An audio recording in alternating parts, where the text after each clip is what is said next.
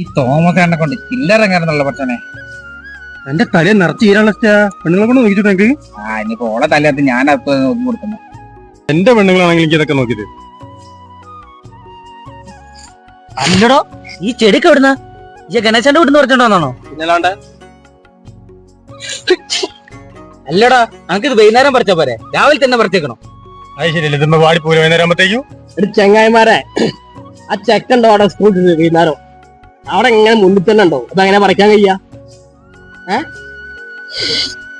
നമുക്കേ പാടച്ചാൻ പൊറുക്കൂല കേട്ടോ.